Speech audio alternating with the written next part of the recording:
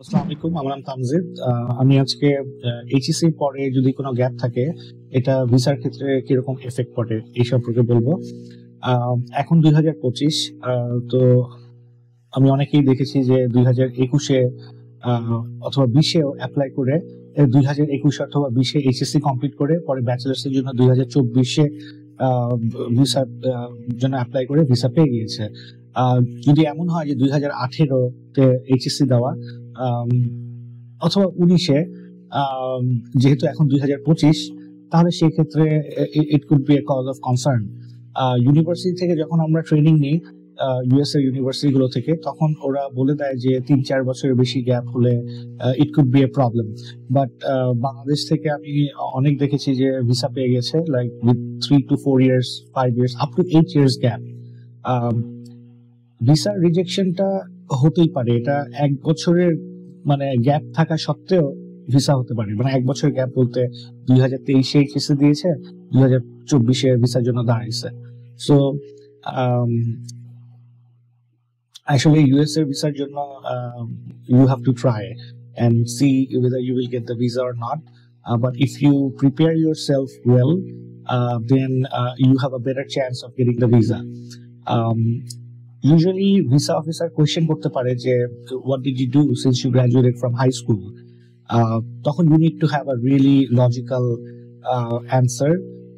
Why did you why is this gap?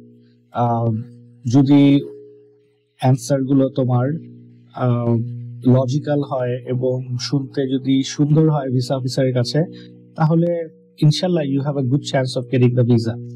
I have seen students, one of our students with 8 years of gap, 2012 কি 13-তে HSC complete ছিল, পরে actually ESL a visa হয়নি, মানে but English প্রফিসিয়েন্সিও ছিল না, bachelors প্রোগ্রামে গিয়েছিল, but ESL টা অ্যাডেড ছিল I-20-তে, যেহেতু স্টুডেন্ট আর কি ডুওলিঙ্গো আইএলটিএস কিছুই দেয়নি, বা তার ভিসা হয়ে গিয়েছিল। আর আরেকটা গ্যাপ হচ্ছে গিয়ে ব্যাচেলার্স এর পরে যারা মাস্টার্স এর জন্য অ্যাপ্লাই করতে যাচ্ছ, তাদের ব্যাচেলার্স এর পরে সাধারণত ক্যান্ডিডেটদের ওয়ার্ক এক্সপিরিয়েন্স থাকে।